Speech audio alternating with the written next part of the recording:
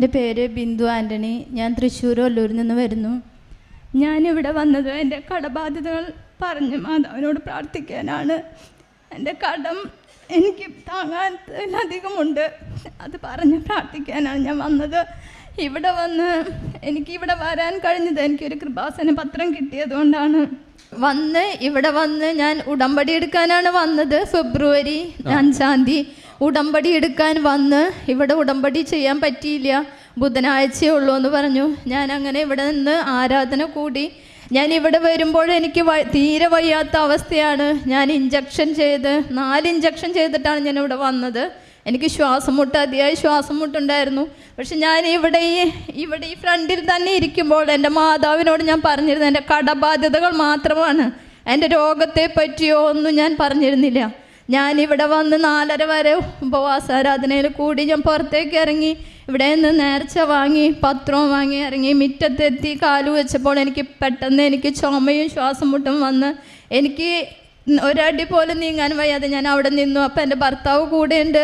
ഭർത്താവിനോട് പറഞ്ഞു എനിക്ക് നല്ല ചുമയുണ്ട്. ഞാൻ അപ്പം തന്നെ ഉടമ്പടി തേനെടുത്ത് വിശ്വാസ പ്രമാണം ചൊല്ലി. ഇവിടെ ജോസഫ് അച്ഛൻ പറഞ്ഞത് ഓർമ്മ വന്നു.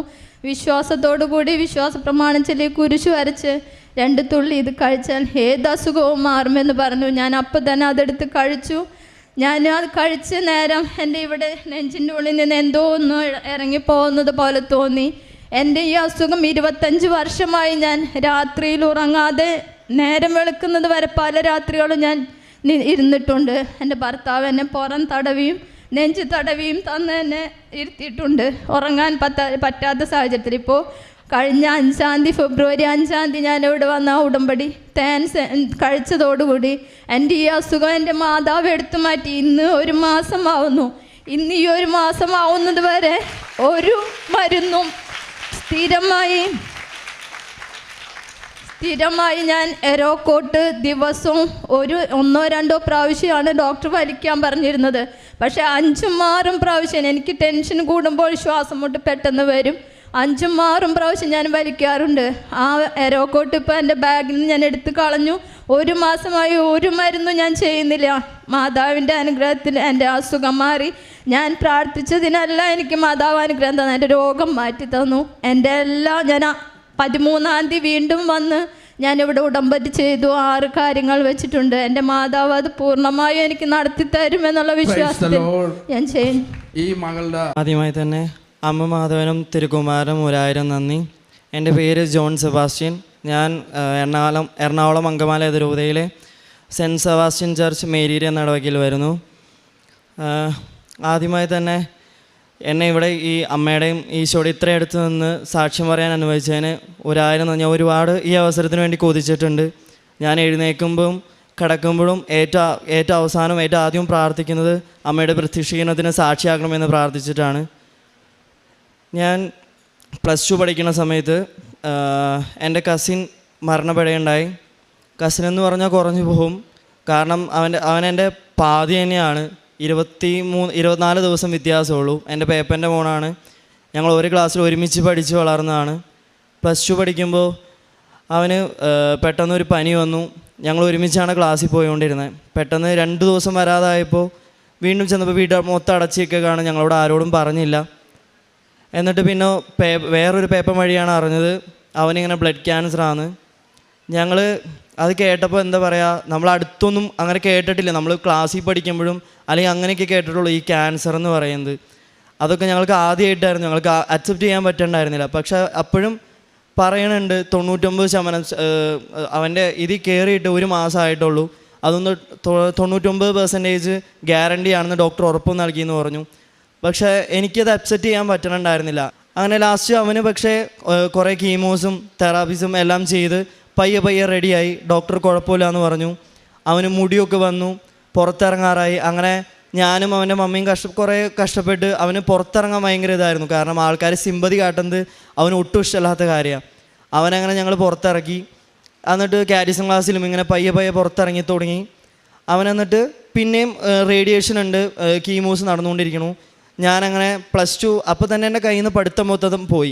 10 വരെ ഞാനും മത്സരിച്ച് പഠിച്ചുകൊണ്ടിരുന്നത്. അവന് ഫുൾ A+, എനിക്ക് 5A+5A അങ്ങനെ മത്സരിച്ച് പഠിച്ചുകൊണ്ടിരുന്നത്. എല്ലാത്തിലും ക്ലാസ് ഫസ്റ്റ് അങ്ങനെയായിരുന്നു. +2 ആയപ്പോൾ എൻ്റെ കയ്യിൽ നിന്ന് മൊത്തം പോയി. ഒന്നും അറിയില്ല, ഒരു ചാപ്റ്റർ ഏതാ വിഷയമെന്ന് പോലും അതുപോലും അറിയില്ല. അവൻ കൊമേഴ്സ്, ഞാൻ ബയോമാത്സ് ആയിരുന്നു. അങ്ങനെ ലാസ്റ്റ് +2 ആയപ്പോൾ ഞാനൊരു ഫ്രണ്ട് വഴി എങ്ങനെയൊക്കെയോ ഞാൻ പാസ്സായി. അവനും സ്കൂളിൻ്റെ പുറത്തിരുന്ന് അവനൊരു പ്രത്യേക ഇത് കൊടുത്ത് അവനും പരീക്ഷ എഴുതി, അവനും വിജയകരമായിട്ട് അവനും പാസ്സായി. അങ്ങനെ സന്തോഷപൂർവ്വം ഇങ്ങനെ പയ്യെ പയ്യെ മുമ്പോട്ട് പോണു. അങ്ങനെ എൻ്റെ അമ്മാമ്മയുടെ ആണ്ടിൻ്റെ അന്ന് ഭക്ഷണം കഴിച്ചുകൊണ്ടിരിക്കുമ്പോൾ അവൻ പെട്ടെന്ന് അവൻ്റെ വീട്ടിലേക്ക് ഓടി. അപ്പോഴാണ് പേപ്പനും അമ്മയും പെട്ടെന്ന് വൈകിട്ട് വന്ന് പറയാണ് അവൻ വീണ്ടും ബ്ലഡ് വൊമിറ്റ് ചെയ്തു, വീണ്ടും ഹോസ്പിറ്റലിൽ കൊണ്ടുപോയേക്കാണ്, പിന്നെയും മൊത്തത്തിൽ കയ്യിൽ നിന്ന് പോയി. അങ്ങനെ അവന് പിന്നെ ഡോക്ടർ പറയുന്നതാണ്, അന്ന് 99% സേഫ് ആണെന്ന് പറഞ്ഞ് ഡോക്ടർ പിന്നെയും പറയാണ് ഇനി ലാസ്റ്റ് ചാൻസ് ബോൺ മാരോ ഉള്ളൂ എന്ന്. അങ്ങനെ ബോൺ മാരോയ്ക്ക് പറഞ്ഞു. അങ്ങനെ ആസ്റ്റർ മെഡിസിറ്റിയിലാണ് ട്രീറ്റ്മെൻ്റ് എല്ലാം. അവിടെ തന്നെ ഒരു വീടെടുത്ത് 1 വർഷം നിൽക്കണമെന്ന് പറഞ്ഞു. അപ്പോൾ എൻ്റെ ഫ്യൂച്ചറും എൻ്റെ പഠനവും അവിടെ സ്റ്റോപ്പായി നിൽക്കുക. അവനും +2 കഴിഞ്ഞു, ഞാനും +2 കഴിഞ്ഞു. എൻ്റെ ഒരു സ്വപ്നമെന്ന് പറഞ്ഞാൽ 5ാം ക്ലാസ് തൊട്ട് ഞാൻ കാറ്റിസം ക്ലാസ്സിലായാലും സ്കൂളിലായാലും എല്ലായിടത്തും പറഞ്ഞുകൊണ്ടിരുന്നത് +2 കഴിഞ്ഞാൽ IELTS എഴുതുക, പുറത്ത് പോവുക. അത് പുറത്ത് പോകണതിൻ്റെ ആഗ്രഹം മാത്രമല്ല, ഞാൻ ചെറുപ്പം മുതൽ എൻ്റെ വീട്ടിൽ അനുഭവിക്കുന്നൊരു വേദനയുണ്ട്, അതെല്ലാവരോടും അങ്ങനെ ഷെയർ ചെയ്തിട്ടില്ല. അപ്പോൾ അവനായിരുന്നു അതിന് എനിക്കൊരു സപ്പോർട്ട്. അപ്പോൾ അങ്ങനെ പുറത്ത് പോകാനിരുന്നതാണ്. അപ്പോൾ ഇവനിങ്ങനെ കിടക്കണ കാരണം എനിക്ക് പുറത്ത് പോകാനും വയ്യ, പഠിക്കാനും വയ്യ, ഒന്നിനും ഒരു താല്പര്യമില്ല. പിന്നെ എങ്ങനെയോ എനിക്ക് എന്തായാലും കേരളത്തിന് പുറത്ത് പഠിക്കണമെന്നായിരുന്നു. അപ്പോൾ അങ്ങനെ പെട്ടെന്ന് സെറ്റിൽ ആവണമെന്നും കൊണ്ട് അങ്ങനെ ഒരു ആഗ്രഹം ഉള്ളത് കൊണ്ട് 3 വർഷത്തെ പാരാമെഡിക്കൽ BSc കാർഡിയോളജിക്ക് അഡ്മിഷൻ എടുത്തു. ഫെബ്രുവരി ആയപ്പോൾ ഞാൻ ബാംഗ്ലൂരായിരുന്നു, അവിടെ കോളേജിൽ പോയി. ഇവനാണെങ്കിൽ ഈ ഫെബ്രുവരി മാർച്ച് ആകുമ്പോഴേക്കും അവനെ ഇറക്കുമെന്ന് ഡോക്ടർ പറഞ്ഞേക്കണം. അപ്പോഴേക്കും 1 വർഷമായി. മാർച്ച് 30, 29 ആയപ്പോൾ ഞാൻ ഫോൺ നോക്കിയപ്പോൾ വൈബ്രേറ്ററിലാണ് ഒരു 10-25 മിസ് കോള്. അവൻ മരിച്ചായിരുന്നു. അങ്ങനെ വീട്ടിൽ നിന്ന് തന്നെ ബാംഗ്ലൂർക്ക് വണ്ടി ഏൽപ്പിച്ച് അങ്ങനെ ബസ്സിന് അവിടെ ചെന്നു. ഞാൻ ഇപ്പോഴും ഓർക്കുന്നുണ്ട്, അവൻ്റെ വീട്ടിൽ ചെന്ന്, എൻ്റെ വീടിൻ്റെ മുറ്റത്ത് തന്നെയാണ് അവൻ്റെ വീട്, വീട്ടിൽ ചെന്ന് ഞാൻ കരഞ്ഞിട്ടില്ല. എനിക്ക് നല്ല ആഗ്രഹമുണ്ട് കരഞ്ഞെങ്കിൽ എൻ്റെ വിഷമം തീർക്കണമെന്ന്. മേമയും പേപ്പനും അവൻ്റെ അനിയനുണ്ട്, എല്ലാവരും ഇരുന്ന് കരയണു, എനിക്കും കരയണമെന്ന് ആഗ്രഹമുണ്ട്. പക്ഷെ ഞാൻ അവിടെ പന്തലിൻ്റെ അവിടെ തൂണുമ പിടിച്ച് നിന്ന് വിറച്ചുകൊണ്ട് ഇങ്ങനെ ഇരിക്കുക. അത് കഴിഞ്ഞ് എല്ലാം കഴിഞ്ഞ് പിറ്റേ ദിവസം ഇവൻ്റെ മമ്മി, എൻ്റെ മേമ വീട്ടിലേക്ക് വിളിച്ചുകൊണ്ട് പറഞ്ഞു, ഇവന് ഇനി ഒരു ചേട്ടനായിട്ട് നീയേ ഉള്ളൂ, നീയാണ് ജസ്റ്റിനി, അങ്ങനെ ഒരു വാക്ക് പറഞ്ഞു. പിന്നെ അത് മനസ്സിലായി, എൻ്റെ മനസ്സിൽ അത് മാത്രമായിരുന്നു, അവനൊരു ചേട്ടനാവാം. അപ്പോൾ തന്നെ എനിക്ക് ബാംഗ്ലൂരിൽ നിന്ന് അവിടെ നിന്ന് കോൾ വന്നു, എത്രയും പെട്ടെന്ന് അവിടെ കയറണം, അല്ലെങ്കിൽ മെഡിക്കൽ ലീവ് അടക്കം എല്ലാം പോകുമെന്ന് പറഞ്ഞു. ഞാൻ അപ്പോൾ തന്നെ ബാംഗ്ലൂർക്ക് വേണ്ടി കയറി അവിടെ ചെന്നു. ഞാൻ ഇങ്ങനെ പോയാൽ പറ്റൂല, 22 വയസ്സായി, ഒന്നും ഇല്ല. എൻ്റെ അനിയത്തിയാണെങ്കിൽ അതിൻ്റെ ഇടയിൽ അവൾ +2 കഴിഞ്ഞ് ജർമ്മൻ പഠിച്ച് അവൾ ജർമ്മനിയിൽ ചെന്നു. അവളാണിപ്പോൾ വീട്ടിൽ.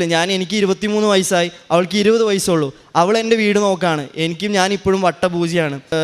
അപ്പം ഞാൻ വീട്ടിൽ പറഞ്ഞു, ഞാൻ പറഞ്ഞു എനിക്ക് ഈ കോഴ്സ് ഇനി വേണ്ട, 1.5 വർഷമായി ബാക്ക്, ഇനി ഇവരൊക്കെ പഠിച്ചു കഴിഞ്ഞ് ഇനി പാസ്സായി തന്നെയാണ് 1.5 വർഷം കഴിഞ്ഞിട്ട് ഇറങ്ങാൻ പറ്റുമോ. അപ്പോൾ വീട്ടുകാർ ഓക്കെ ചെറുതായിട്ട് മൂളി വീട്ടിൽ വന്നു. അവർ അങ്ങനെ തന്നെ ഒരു ധ്യാനത്തിനോട്ടു. അവിടുത്തെ അച്ഛൻ്റെ വാക്ക് അവർ കേട്ടു. അച്ഛൻ പറഞ്ഞു കുഴപ്പമില്ല, നീ പൊക്കോ, ഇനി ഒരു കുഴപ്പമുണ്ടാവില്ല. എനിക്ക് ആകെ ദേഷ്യമായി. അപ്പോൾ അതിൻ്റെ കൂടെ തന്നെ ആ ധ്യാനം കഴിഞ്ഞപ്പോൾ തന്നെ അതിൻ്റെ ഇടയിൽ ഞാൻ ഇവിടെ വന്ന്, അന്നാണ് 2021 ഇവിടെ വന്ന് ഉടമ്പടി എടുത്തിട്ടാണ് ഞാൻ ധ്യാനത്തിന് പോയത്. അപ്പോൾ എൻ്റെ ആദ്യത്തെ ആവശ്യം എനിക്ക് ഈ കോഴ്സ് വേണ്ട, എനിക്ക് പുറത്തേക്ക് പോകണം, അല്ലെങ്കിൽ വേറെ ഒരു ഫ്യൂച്ചർ വേണം. അങ്ങനെ ഞാൻ വീണ്ടും ബാംഗ്ലൂർക്ക് പോയി, വീണ്ടും ഉറക്കൊളിച്ച് ഇങ്ങനെ തന്നെ ഞാൻ പഠിക്കുകയാണ്. വീണ്ടും പഠിച്ചു തുടങ്ങി. എനിക്ക് ഒന്നാമത്തെ കാര്യത്തിൽ ഇതിൻ്റെ ഇടയിൽ മിസ്സായത്, എനിക്ക് ഉറക്കമില്ല. കണ്ണടയ്ക്കാൻ പേടിയാണ്. കണ്ണടച്ച് കഴിഞ്ഞാൽ അവസാനമായിട്ട് കിടക്കണ ഇതാണ് എൻ്റെ മനസ്സിൽ തന്നെ. അപ്പോൾ ഞാനവിടെ എൻ്റെ ഉറക്കം കളയാനായിട്ട് ഉറങ്ങാൻ പേടിയാണ്. അപ്പോൾ ഉറങ്ങാതിരിക്കാൻ വേണ്ടി ഞാൻ ഫുട്ബോൾ എന്ന് പറഞ്ഞാൽ എനിക്ക് ജീവനാണ്. അപ്പോൾ അവിടെ ബാംഗ്ലൂർ എന്ന് പറഞ്ഞാൽ അവിടെ ഇവിടെ നിന്ന് പഠിച്ച് കയറി ചേട്ടന്മാർ അവിടെ കുറച്ച് ജോലിയൊക്കെ ചെയ്ത് രാത്രിയാണ്, വെളുപ്പിനാണ് അവിടെ ടർഫിൽ പോയി കളിക്കാൻ പോണേ. അപ്പോൾ എനിക്ക് പഠിക്കാനും എളുപ്പമായി. രാത്രി ഇതില്ല, ടർഫിൽ പോയിരുന്ന് പഠിക്കും. അത് എനിക്ക് അവിടെ ഒരു പ്രസൻസ് ആയിരുന്നു. അങ്ങനെ ഞാൻ ഇരുന്ന് പഠിക്കാൻ തുടങ്ങി. പിന്നെ എനിക്കിപ്പോഴും ഓർക്കണം, ബയോകെമിസ്ട്രി എക്സാമിൻ്റെ അന്ന് ആദ്യമായിട്ട് ഞാൻ അറ്റൻഡ് ചെയ്യാൻ പോവാം. ഞാൻ നോക്കിയപ്പോൾ 100 മാർക്കിൻ്റെ ക്വസ്റ്റ്യൻ പേപ്പറിൽ 95 മാർക്കിനുള്ള ആൻസർ എനിക്കറിയാം. ഒരു വള്ളിയും പോലും ഒക്കെ ഞാൻ പറഞ്ഞുകൊണ്ടിരിക്കുക. ടൈം ബെല്ലടിച്ചു, ഞാൻ എഴുതാൻ തുടങ്ങി. പഴയതിനേലും വീണ്ടും അതികഠിനമായ അവസ്ഥ. അതായത് ഒന്നും എഴുതാൻ പറ്റണില്ല. ഞാൻ അവിടെ ഇരുന്ന് എനിക്ക് പൊട്ടിക്കരയണമെന്നുണ്ട്, പക്ഷേ എനിക്കറിയില്ല എന്താ ഞാൻ അവിടെ നിന്ന് ചെയ്യേണ്ടതെന്ന്. കാരണം ക്വസ്റ്റ്യൻ നോക്കുമ്പോൾ എനിക്ക് ആദ്യത്തെ 2 മാർക്കിൻ്റെയാണ്, പിന്നെ 10 മാർക്ക്, പിന്നെ 5 മാർക്ക്, എല്ലാം എനിക്ക് പോയിന്റ് വെച്ച് തലയിൽ ഇതുണ്ട്. പക്ഷെ പേപ്പറിലേക്ക് മാത്രം എനിക്ക് ആക്കാൻ പറ്റണില്ല. അങ്ങനെ ഞാൻ വീണ്ടും ആ എക്സാം പോയി. അപ്പം തന്നെ ഉറപ്പായി 2 വർഷം കറക്റ്റ് ബാക്ക്. അപ്പോൾ 3.5 വർഷത്തിൻ്റെ കോഴ്സ് 5.5 വർഷമായി. അപ്പോൾ ഞാൻ വീട്ടിൽ പറഞ്ഞു ഇനി എനിക്ക് പറ്റില്ല. അപ്പോൾ അവർ സമ്മതിച്ചു, ഓക്കെ. അങ്ങനെ ഞാൻ വീട്ടിലേക്ക് വന്നു. അതിൻ്റെ ഇടയ്ക്ക് ദയവായിട്ട് ഒരാൾ എൻ്റെ ലൈഫിലേക്ക് എനിക്ക് എൻ്റെ ലൈഫിൽ വേണ്ട അല്ലെങ്കിൽ ഇഷ്ടപ്പെടാത്തൊരു മേഖലയോട് ഒരാളുടെ എൻ്റെ ലൈഫിലേക്ക് വന്നു. ആ ഒരാളല്ല, ഒരു ഫാമിലിയാണ് എൻ്റെ അടുക്കിലേക്ക് വന്നത്. അവരുടെ ഒരു സപ്പോർട്ട് കൂടി ഞാൻ ഇങ്ങനെ പയ്യെ മൂവ് ഓൺ ആയി തുടങ്ങി. അപ്പോൾ അങ്ങനെ ഞാൻ ജർമ്മൻ പഠിക്കാൻ തുടങ്ങി. വീട്ടുകാർ സമ്മതിച്ച് ജർമ്മൻ പഠിക്കാൻ തുടങ്ങി. അത്യാവശ്യം പയ്യെ ഒന്ന് കയറി തുടങ്ങി. അപ്പോഴും ലെവൽ അറിയില്ല, കാരണം സ്കൂളിൽ പഠിപ്പിക്കണ പോലെ എക്സാമൊക്കെ പാസ്സാവുന്നുണ്ട്. നമ്മൾ ഗോയിത്തെ പോയി എഴുതിയാൽ അതിൻ്റെ റിസൾട്ട് നമുക്ക് മനസ്സിലാവുള്ളൂ. അങ്ങനെ മുമ്പോട്ട് പോയിക്കൊണ്ടിരിക്കണു. അപ്പോൾ ഒരു 1.5 വർഷം കുഴപ്പമുണ്ടായിരുന്നില്ല. 1.5 വർഷം കഴിഞ്ഞപ്പോൾ അവരുടെ അടുത്തുനിന്ന് തന്നെ എനിക്ക് മനസ്സിലാക്കാൻ പറ്റി, എനിക്ക് അങ്ങനെ എല്ലാവരോടും പറയാത്ത അവസ്ഥയാണ് ഈ പഠിക്കാൻ പറ്റാത്തതിൻ്റെ കാര്യം. പഠിക്കാൻ ഇതാ റീസൺ, ഇങ്ങനെ അവന് പറ്റിയുള്ള ബന്ധത്തിൻ്റെ കാര്യം. അപ്പോൾ പിന്നെ എനിക്ക് മനസ്സിലായി, എന്താ പറയുക, അവർ എൻ്റെ കൂടെ എൻ്റെ അത്ര ആ വലിയ കാര്യം അവർ ചെറിയ കാര്യമായിട്ട് കണ്ട് എന്നെ കമ്പയർ ചെയ്യാൻ തുടങ്ങി വേറെ ആൾക്കാരായിട്ട്. അപ്പോൾ പിന്നെ ഞാൻ അവിടെ വെച്ച് അത് പയ്യെ എനിക്കത് ലൈഫിൽ നിന്ന് മാറ്റി. ഞാൻ പിന്നെ അപ്പോഴാണ് അന്നാണ് ഞാൻ ഉടമ്പടി വന്ന് എടുക്കുന്നത്. വീണ്ടും വന്ന് ഉടമ്പടി എടുക്കുന്നത്, പുതിയ ഉടമ്പടി എടുത്തേ. അന്നത്തെ പുതുക്കിയതല്ല, അന്ന് ഞാൻ പുതിയ ഉടമ്പടി എടുത്തു. അന്ന് ശരിക്കും പക്ഷേ ആദ്യത്തെ ആവശ്യം എനിക്ക് അവരെ തിരിച്ചു കിട്ടണമെന്നായിരുന്നു, വേറെ ഒന്നല്ലായിരുന്നു. പക്ഷേ അച്ഛൻ്റെ ധ്യാനം ഞാൻ കൂടുമ്പോൾ അച്ഛൻ എങ്ങനെ ഇടയ്ക്ക് ഒരു പ്രാവശ്യം പറഞ്ഞു, നിങ്ങളുടെ ആവശ്യങ്ങൾ നനഞ്ഞ പടക്കം പോലെ ആവരുതെന്ന്. അതെൻ്റെ മനസ്സിൽ കയറി. അപ്പം തന്നെ ഞാൻ പിന്നെ പുതുക്കിയപ്പോൾ എൻ്റെ ആവശ്യങ്ങൾ വേറെ മാറ്റി. ആദ്യത്തെ എൻ്റെ വിശദീകരണമാക്കി, 2ാമത്തെ ആവശ്യം പിന്നെ പുറത്തേക്ക് പോകുന്നു, പിന്നെ കുടുംബത്തിൻ്റെ കാര്യമാക്കി. അന്നോട്ട് ചേഞ്ച് വരാൻ തുടങ്ങി, പയ്യെ ചേഞ്ച് ചെയ്യാൻ തുടങ്ങി. പക്ഷെ അപ്പോഴും എൻ്റെ പ്രശ്നം എന്ന് പറഞ്ഞാൽ ഞാനൊരു ചെറിയ തെറ്റ്, ഞാൻ അപ്പോഴും കാര്യമായിട്ട് മിണ്ടൂല. എല്ലാ ദിവസവും പള്ളിയിൽ പോവും. ആകെ തല പൊക്കുന്നത് പള്ളിയുടെ ഈശോൻ്റെ മുമ്പിൽ മാത്രമാണ്. സിംതേരിയിൽ എല്ലാ ദിവസവും അവൻ്റെ അടുത്ത് ഒരു 10-15 മിനിറ്റ് നിന്ന് എൻ്റെ എല്ലാ കാര്യം പറയണം, അല്ലാണ്ട് എനിക്ക് വീട്ടിൽ പോകാൻ പറ്റൂല. അപ്പോൾ സിംതേരി പോവും. സിംതേരിയിലും ഈശോൻ്റെ അടുത്തും തല പൊക്കും, അല്ലെങ്കിൽ അത്തല്ലാത്ത സമയത്ത് തല താഴ്ത്തിയാണ് ഞാൻ പോയിക്കൊണ്ടിരുന്നത്. അങ്ങനെ മുമ്പോട്ട് പോണു. അതിൻ്റെ ഇടയിൽ ഞാൻ B1 കുറേ എഴുതാൻ പോയി. B1 പഠിച്ചിട്ടില്ല, പക്ഷേ B1 എഴുതാൻ പോയി, കിട്ടിയില്ല. ഞാൻ എന്നിട്ട് ഇങ്ങനെ ഇവിടുത്തെ സാക്ഷ്യങ്ങൾ കേട്ടുകൊണ്ടിരിക്കുമ്പോൾ ഇവിടെ നിന്ന് തന്നെ ഒരു ചേട്ടൻ സാക്ഷ്യം പറഞ്ഞു കേട്ടു, ഔപ്പേർ വിസ എന്ന് പറഞ്ഞാൽ പഠിക്കാനല്ല പോണേ, നമ്മൾ അവിടുത്തെ ഒരു ഫാമിലിയിൽ ഒരു മെമ്പറായിട്ട് അവർ നമ്മളെ എഡ്യൂക്കേഷൻ സ്പോൺസർ ചെയ്യും. അപ്പോൾ ഗേൾസിനാണ് അത് കൊണ്ടുപോകണേ, ബോയ്സിന് അങ്ങനെ വളരെ റെയറാണ്. അപ്പം ഞാനത് ആദ്യമായിട്ട് കേട്ടു. അങ്ങനെ ഞാൻ ഏജൻസികൾ അന്വേഷിക്കാൻ തുടങ്ങി. ഒരു ഏജൻസിയിലും അങ്ങനെ ബോയ്സിനെ കൊണ്ടുപോകുന്നില്ല. ഗേൾസിനൊക്കെ ആണെങ്കിൽ കുറച്ച് കാശുള്ളൂ, 3 മാസം കൊണ്ട് പെട്ടെന്ന് കയറി പോകാൻ പറ്റും, A1 മാത്രം മതി.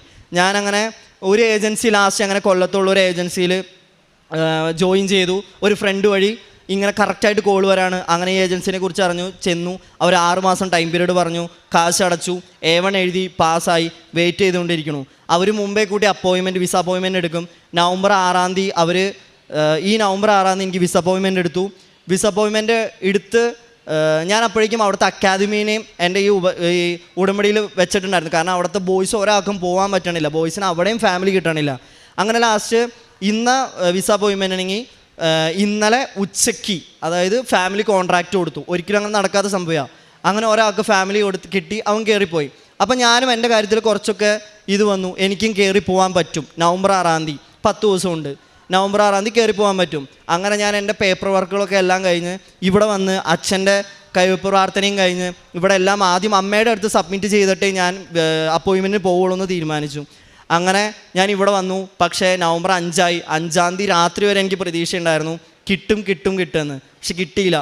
എന്നിട്ട് അപ്പോൾ ഞാൻ വിചാരിച്ചു, നവംബർ 6-ാം തീയതി ഞാൻ വിചാരിച്ചു ഇനി മാതാവും ഉണ്ടാവില്ല, വിശ്വാസം ഉണ്ടാവില്ല, ഒന്നും ഉണ്ടാവില്ല. പക്ഷേ അത്ഭുതം എന്ന് പറയട്ടെ, നവംബർ 6-ാം തീയതി എനിക്ക് പ്രത്യേക ഒരു ഇത് വരാണ്. എന്താ പറയുക, ഇനി മാതാവിന് ഈശോയ്ക്കും വിട്ടുകൊടുക്കാം, ഇനി എല്ലാ കാര്യങ്ങളും മാതാവിന് ഈശോയ്ക്കും വിട്ടുകൊടുക്കാം, ഇനി നീ ഒന്നും ചെയ്യേണ്ടതില്ല. അങ്ങനെ ഞാൻ വെയിറ്റ് ചെയ്തുകൊണ്ടിരുന്നു. ഞാനപ്പോൾ വീട്ടിലിരിക്കുക ഇഷ്ടമല്ലാത്ത കാരണം ജോലിക്ക് പോയിക്കൊണ്ടിരിക്കണു. അങ്ങനെ ഒരു കടയിൽ നിന്നു. അവിടെ എന്നെ എന്താ പറയുക, ഞാൻ തിരിച്ചു പറയാൻ അത്ര റിയാക്ട് ചെയ്യാറില്ല, അതുകൊണ്ട് എന്നെ കുറച്ചൊക്കെ പറ്റിച്ചു. ഞാൻ എന്നിട്ട് വീണ്ടും സൊമാറ്റോ ഓടി. അവിടെ ആ കടയിൽ നിന്നപ്പോൾ ഒരു മേജർ ആക്സിഡൻറ്റ്, അന്ന് തീർന്നു പോകേണ്ടതാണ്, ഒരു ഹോം ഡെലിവറിക്ക് പോയതാണ്. ഞാൻ അത്യാവശ്യം വളവ് കഴിഞ്ഞ് ഒരു പയ്യെ കയറി പോകുന്നു. ഒരു ഇറക്കത്തിൽ നിന്ന് ഒരു 2 ആൾ ഒരു 2 വീലറും ഇങ്ങോട്ട് വരുന്നു. വരുവാണ്ട് തന്നെ അറിയാം കയ്യിൽ നിന്ന് പോയി, കാരണം ഒരു ചെറിയ വഴിയാണ്. ആ വണ്ടി എൻ്റെ വണ്ടിയും മേടിച്ചു. എൻ്റെ വണ്ടിക്കൊന്നും പറ്റിയില്ല. അവരുടെ വണ്ടി കണ്ട പൊളിഞ്ഞ് തകിടം മറിഞ്ഞു. ഞാൻ തെറിച്ചൊരു മതിൽമ ചെന്ന് ഇടിച്ചു. ഞാൻ എൻ്റെ കൈ പോയിന്ന് വിചാരിച്ചേ, പക്ഷേ വെറുതെ ഒന്ന് തലോടിയുള്ളൂ, ഒരു കുഴപ്പമുണ്ടായില്ല. അവർക്ക് അവിടെ എവിടെയും സ്റ്റിച്ച് ഉണ്ടായി. അങ്ങനെ ആ ആക്സിഡൻറ്റിൽ നിന്ന് ഞാൻ രക്ഷപ്പെട്ടു. പിന്നെ ഞാൻ സൊമാറ്റോ ഓടാൻ തുടങ്ങി. അങ്ങനെ സൊമാറ്റോ ഓടാൻ പോയി. അപ്പോൾ അങ്ങനെ ജോലിയായിട്ട് ഞാൻ കണ്ടിന്യൂ ചെയ്തു.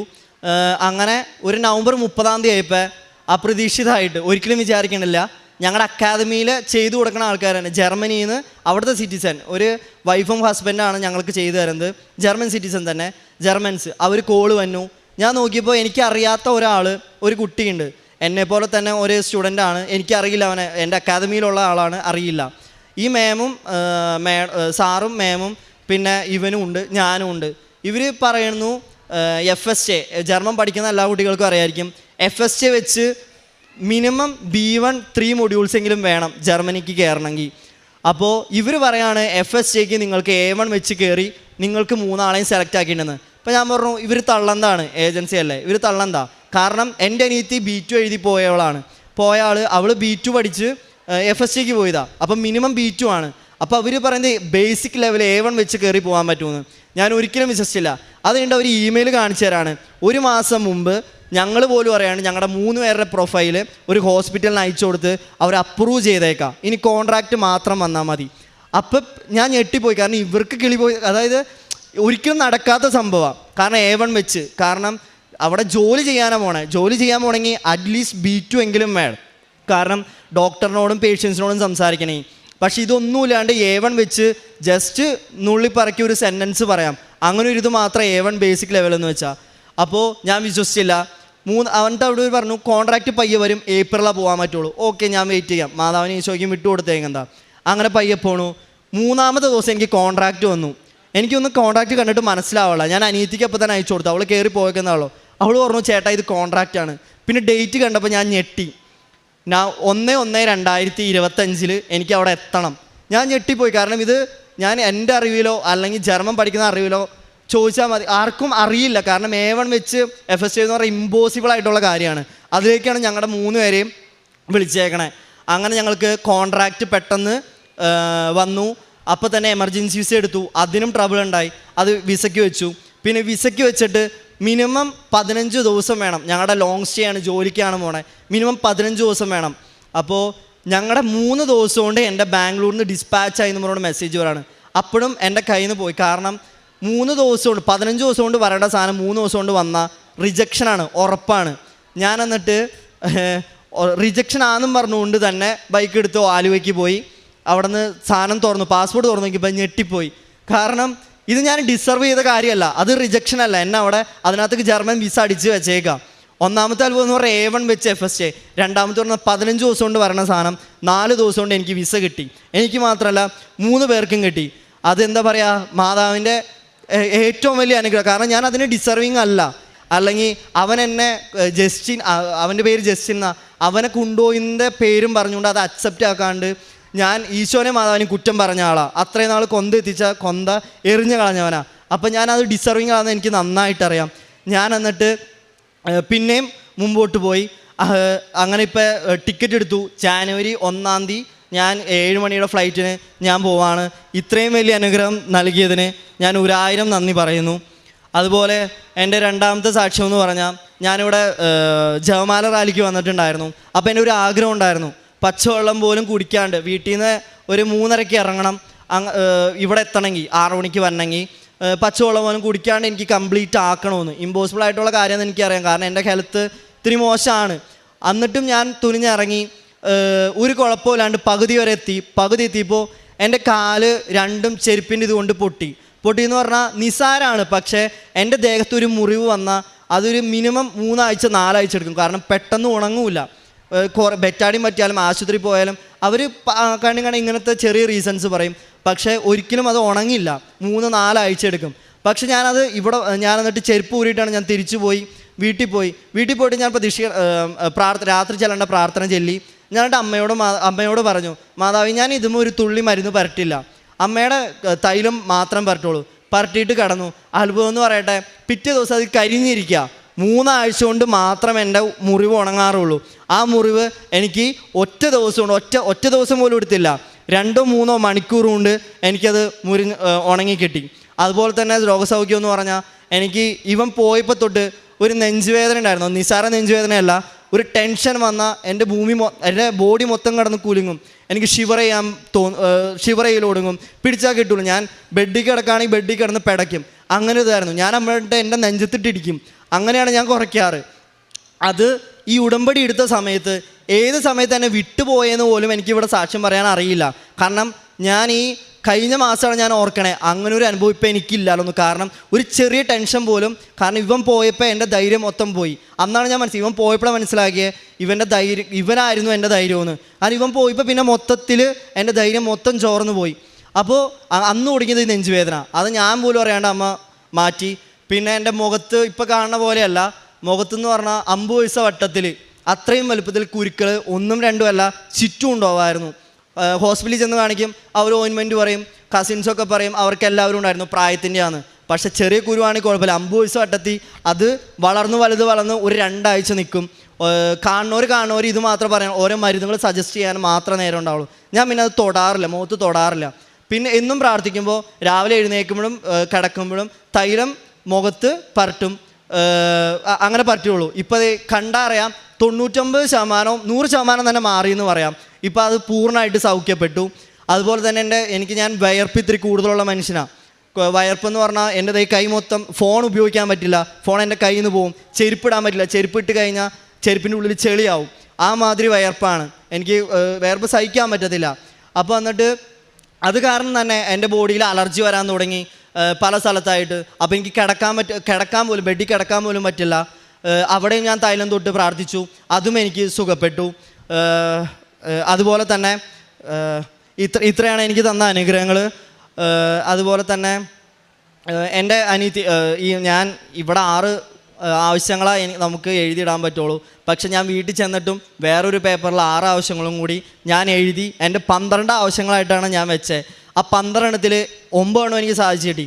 പിന്നെ എനിക്ക് ഈ ഉടമ്പടിയിലൂടെ 2 കാര്യങ്ങൾ എനിക്ക് മനസ്സിലാക്കി തന്നത്, നമ്മൾ ഒരു കാര്യം ഇവിടെ മാതാവിൻ്റെ അടുത്ത് പ്രത്യേകം പറഞ്ഞ് ആവശ്യപ്പെട്ട് പ്രാർത്ഥിച്ച് അത് നടന്നില്ല, അത് വെയിറ്റിംഗ് പീരീഡ് കൂടുതലാണെങ്കിൽ അപ്പം നമ്മൾ ഓർത്തോ, അത് എൻ്റെ ജീവിതത്തിൽ നിന്ന് പഠിച്ച കാര്യമാണ്. അപ്പം നമ്മൾ എന്തായാലും ഉറപ്പിച്ചോ, നമ്മൾ വിചാരിക്കണേലും അങ്ങേപ്പുറത്തൊരു അനുഗ്രഹം നമ്മൾ മാതാവ് മാറ്റി വെച്ചിട്ടുണ്ട്. കാരണം ഞാൻ ഔപ്പേർ ആഗ്രഹിച്ചവനാണ്. അതെനിക്ക് 25 കുറച്ച് പൈസ എനിക്ക് പോക്കറ്റ് മണി ആയിട്ടിട്ടുള്ളൂ. അതിന് ഡബിൾ സാലറിയിലാണ് എനിക്ക് പോകാൻ പറ്റണേ. അതുപോലെ തന്നെ അക്കോമഡേഷൻ ഫ്രീ, ഫുഡ് ഫ്രീ, എല്ലാം ഫ്രീ ആയിട്ടാണ്. ഞാൻ സ്വപ്നത്തിൽ പോലും വിചാരിച്ചിട്ടില്ല. കാരണം ഔപ്പേർ വഴി ഞാൻ ജർമ്മനി ചെന്നിട്ട് അത് കഴിഞ്ഞിട്ട് ഇതിലേക്ക് മാറാമെന്ന് വിചാരിച്ച B2 എഴുതിയെടുത്തിട്ട്.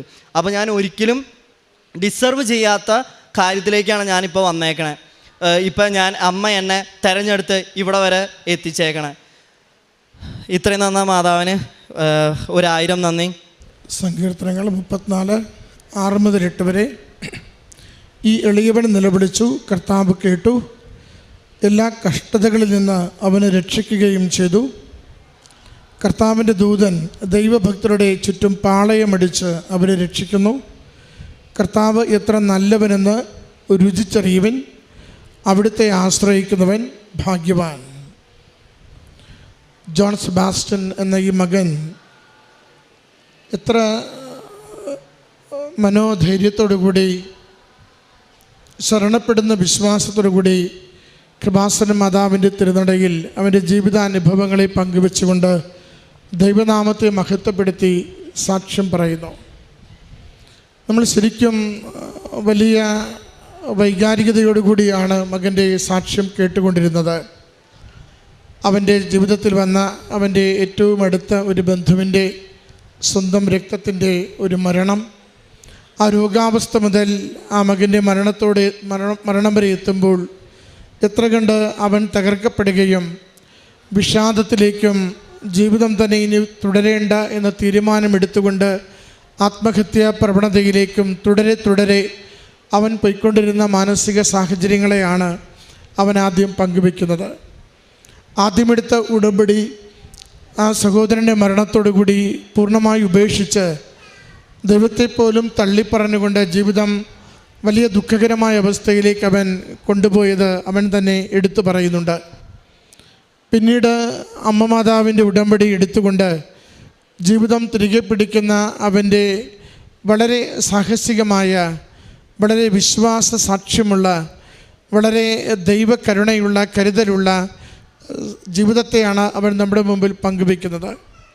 മകൻ്റെ തന്നെ വാക്കുകളിൽ, അല്പകാലം നമ്മൾ എഴുതി സമർപ്പിക്കുന്ന നിയോഗങ്ങൾ വേഗത്തിൽ അനുവദിച്ച് കിട്ടുന്നില്ല എന്ന് കാണുമ്പോൾ ഉപേക്ഷിച്ചു പോവുകയല്ല, അതിലും വലിയ നന്മകൾ നമുക്ക് വേണ്ടി അവിടുന്ന് കാത്തുവച്ചിരിക്കുന്നു എന്ന പ്രത്യാശയോടെ ജീവിക്കുവാൻ സാധിക്കണമെന്ന് മകൻ ആവർത്തിച്ച് നമ്മളോട് പങ്കുവയ്ക്കുന്നുണ്ട്. അവൻ ജർമ്മനിയിൽ പോകുവാൻ വേണ്ടി പഠനം തുടങ്ങുന്നു. ആദ്യമൊരു പഠനം 3 വർഷത്തോളം പാഴായി പോകുന്നു. ജർമ്മനിയിൽ പോകുവാൻ വേണ്ടി പഠനം തുടങ്ങുന്നു. അതിലും വലിയ രീതിയിലൊന്നും കാര്യങ്ങൾ എത്തപ്പെടുന്നില്ല. A1 മാത്രമാണ് അവൻ വിജയിച്ചത്. ആ A1 കൊണ്ട് വിദേശത്ത് പോകുവാനാവില്ലെന്ന് അവൻ തിരിച്ചറിയുന്നു. പിന്നീട് അവന് തന്നെ പുതിയ വഴി തുറന്നു കിട്ടുന്നു. ഒരു സാധ്യത അവൻ കണ്ടെത്തുന്നു.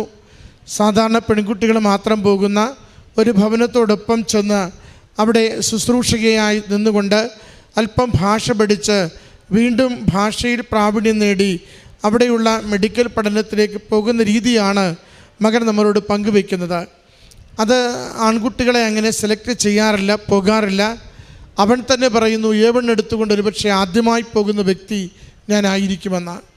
അങ്ങനെ അമ്മ മാതാവ് ഉള്ളംകൈയിൽ അവനെ പൊതിഞ്ഞു സൂക്ഷിച്ച്, നീലങ്കിയിൽ പൊതിഞ്ഞു സൂക്ഷിച്ച്, നിരന്തരമായി നല്ല നിർദ്ദേശങ്ങൾ അവൻ്റെ ഉള്ളിൽ കൊടുത്തുകൊണ്ട് ബാംഗ്ലൂരിൽ ജീവിച്ച കാലങ്ങളിൽ ഒന്ന് വഴിതെറ്റിപ്പോകാതെ, മദ്യത്തിനും ലഹരിക്കുമൊന്നും അടിമപ്പെടാതെ, ഒത്തിരി അവൻ തെക്കേ ഇന്ത്യ മുഴുവൻ അലഞ്ഞുമെങ്കിൽ കൂടിയും അവനെ എങ്ങും മറ്റു രീതിയിലൊന്നും അപകടത്തിൽപ്പെടുത്താതെ സംരക്ഷിക്കുകയും ഇന്ന് ഒരു മികച്ച രീതിയിൽ വിദേശത്തേക്ക് പോകുവാനുള്ള വഴികൾ തുറന്നു കൊടുക്കുകയും ചെയ്യുന്നു.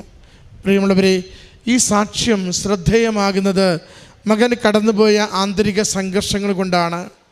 മകന് വന്നു ഭവിക്കാമായിരുന്ന മരണത്തിൻ്റെ മുഖത്തു നിന്നും അവൻ തിരികെ വരുന്നത് കൊണ്ടാണ്. അതോടൊപ്പം ഒട്ടും മെറിറ്റില്ലാത്തപ്പോൾ വളരെ നന്നായി അമ്മ മാതാവും തുരുക്കുമാരനും അവൻ്റെ കരം പിടിച്ചുയർത്തി സുരക്ഷിതമായി അവനെ വിദേശത്ത് കൂടുതൽ മെച്ചപ്പെട്ട രീതിയിൽ ജീവിതത്തെ കൊണ്ടുപോകുവാൻ പറ്റുന്ന സാഹചര്യങ്ങളിലേക്ക് അവനെ നയിക്കുന്നത് കൊണ്ടാണ്. അവൻ്റെ ഓരോ വാക്കിലും നമ്മൾ കേട്ടത്, അവസാനമൊക്കെ അവൻ പറയുന്നത് അമ്മയിലുള്ള ആശ്രയത്വം, പ്രാർത്ഥനയിലുള്ള സ്ഥിരത, കുമ്പസാരത്തോടുള്ള വിശ്വസ്തത, പ്രത്യക്ഷീകരണ പ്രാർത്ഥന നിരന്തരം ചൊല്ലുവാനുള്ള സന്നദ്ധത, ആ എളിമയുള്ള സ്ഥിരോത്സാഹമുള്ള ഉടമ്പടിയിലുള്ള വിശ്വാസത്തെയാണ് പങ്കുവയ്ക്കുന്നത്. നമുക്ക് ഓരോരുത്തർക്കും ഇത് തന്നെയാണ് മാതൃക.